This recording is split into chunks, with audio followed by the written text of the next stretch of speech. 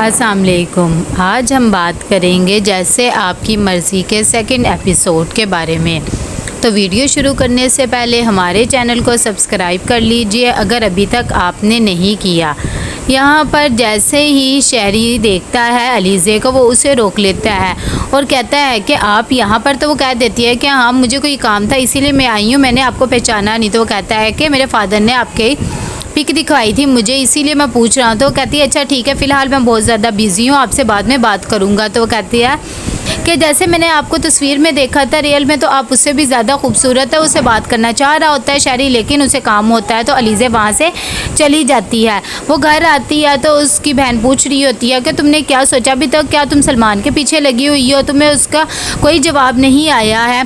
वैसे भी मामा पापा तुम्हारे लिए रिश्ता देख के बैठे हुए हैं, मेरे ख्याल से तुम्हें उसके बारे में सोचना चाहिए। अलीज़े को इस बात पर गुस्सा आ जाता है और वो कहती है कि क्या हो गया, जब से घर में रिश्ते की बात क्या हो गई है, सब ने मैस क्रिएट करके रखा हुआ है। अभी रिश्ता होना होगा तो हो जाएगा, नहीं होना होगा तो नहीं होगा, क्या परेशान करके मुझे रखा हुआ है।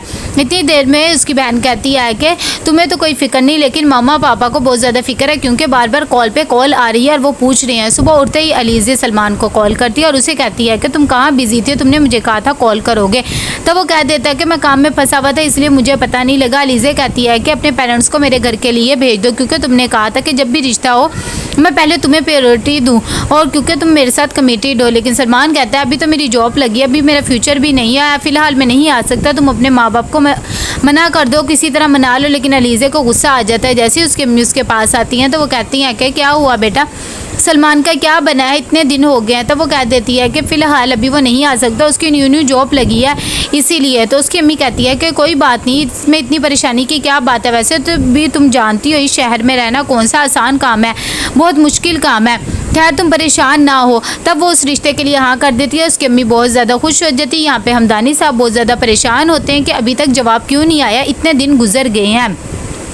तो नताशा कहती है कि बाबा आपको इतनी फ़िक्रमंद होने की ज़रूरत नहीं है, वैसे भी अगर वो नहीं आएगा तो क्या हो गया, नतालिया है ना बहुत ही अच्छी लड़की है। शहरी को भी कहती है तो शहरी कहता है हाँ मैं उसे जाना हुआ। अभी वो बात कर ही रहे थे कि हमदानी साहब को कॉल आ जाती है और वो उन्हें डिनर पे बुलाते हैं। अलीज़े के घर वाले वो कह देते हैं कि ठीक है मैं आ जाऊँगा। कॉल रख के वो बता देते हैं कि उन्होंने हाँ कर दिया और उन्होंने हमें खाने पे बुलाया है। जैसे ये बात नताशा को पता लगती है तो वो कहती है कि इतने दिन ये कहाँ पर बिज़ी थे जो आज कह दिया कि अब आ जाओ, हद हो गई, ये क्या बात होगी। तो शहरी कह देता है कि चलो कोई बात नहीं, वैसे भी ऐसा हो ही जाता है थोड़ा दिन। तब उसके फादर भी यही बात करते हैं, लेकिन वो कहती है कि नहीं।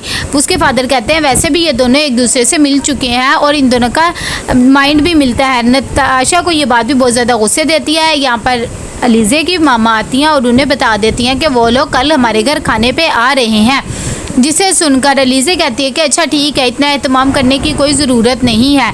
लेकिन उसकी छोटी बहन बहुत ज़्यादा एक्साइटेड होती है और उसकी अम्मी कहती है कि हाँ भाई खाने का टाइम हो जाएगा, उसकी बहन को थोड़ी सी देर हो जाएगी आने में। तो वो कह देती है कि ठीक है। बाद में वो लोग डिनर पे आते हैं तो सब एक दूसरे से मुलाकात होते हैं। तभी शगुफ्ता बेगम सबसे मिलती है और साथ ही वो अपनी बेटियों को बुलाती है और नताशा से मिलवाती है और कहती है कि ये मेरी छोटी बेटी और ये मेरी बड़ी बेटी अलीज़े है।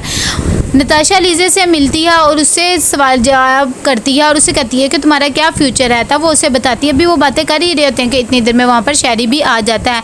नताशा उन दोनों को अकेला छोड़कर खुद वहाँ से चली जाती है। शहरी कहता है कि मुझे तो पता ही नहीं था कि आप वाकई बहुत ज़्यादा खूबसूरत है रियल में। तब वो कह देती है कि ऐसी भी बात नहीं है।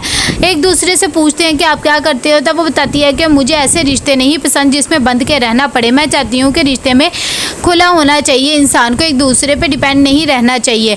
तब वो कह देता है कि अच्छा यहाँ पर एक पिंजरा भी पड़ा है, यहाँ पर क्या आपने कोई रखा हुआ है परिंदा वगैरह। लेकिन वो कहती है कि नहीं, सिर्फ दाना रखा है, जिसकी मर्जी घोंसला बनाए और चला जाए, हमने कभी पाबंदी नहीं लगाई और मेरी सोच भी ऐसी है रिश्ते के मामले में भी। यहाँ पर वो बात करके आती है तो उसकी अम्मी कहती है कि क्या बात हुई। लेकिन वो कहती है कि ऐसी कोई ख़ास बात नहीं हुई, ये जाएंगे तो मैं बता दूँगी। सब मिलकर डिनर करते हैं। तभी शहरी कहता है कि मुझे वो लड़कियां बहुत अच्छी लगती हैं जो सलीकेमंद होती हैं और वैसे भी माँ बाप को ये सब कुछ चीज़ें सिखानी चाहिए औलाद के लिए।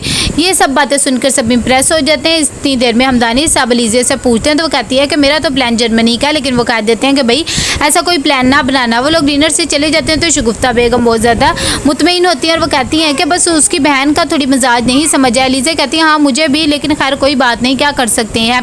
यहाँ पर इत्तेशाम साहब कहते हैं कि चलो अभी तो बात ही हुई है, वैसे भी अगर समझ आएंगे तो ठीक है, ना हुई तो हम मना कर देंगे, हमने कौन सा कोई ऐसी रस्म वगैरह कर ली है। दूसरी तरफ हमदानी साहब कहते हैं कि मुझे तो लड़की बहुत ही ज़्यादा पसंद आई है, शहरी को भी बहुत अच्छी लगी होती है, लेकिन तनीषा को बिल्कुल भी अच्छी नहीं लगती है। वो कहती है कि मुझे तो बहुत ज़्यादा तेज़ लग रही है, मैं तो अभी भी कहूँगी कि तनालिया बिल्कुल ठीक है इसके लिए, लेकिन शहरी कह देता है कि नहीं मुझे तो अच्छी लगी है, और वैसे भी मेरी शादी है, मेरे ख्याल में अभी एक दो मुलाकात में ठीक हो जाएगी। जैसे ही सुबह होती है अलीज़े तैयार करवाती है हमजा को और कहती है कि चलो यूनिवर्सिटी के लिए, वैसे भी तुमने मुझे कहा था कि तुम कल जाओगी और बहुत सारा काम है हमें। तब वो कह देती है कि अच्छा ठीक है। यहाँ पर यूनिवर्सिटी में वो लोग आ जाते हैं तो कहती है कि अल्लाह इतनी बोरिंग यूनिवर्सिटी है, इतना चलना पड़ता है। अलीज़े 1 मिनट जाती है तो उसे अपना एक पुराना दोस्त मिल जाता है रमज़ा को, और वो कहती है कि मैं यहाँ पर अपनी आपी के साथ आई हूँ, वो चाहती हैं कि मैं यहाँ पर मास्टर कर लूँ। वो ये बात सुनकर बहुत ज़्यादा खुश हो जाता है और कहता है कि चलो अच्छी बात है, मैं भी यहाँ पर लेक्चर देने के लिए आई इतनी देर में।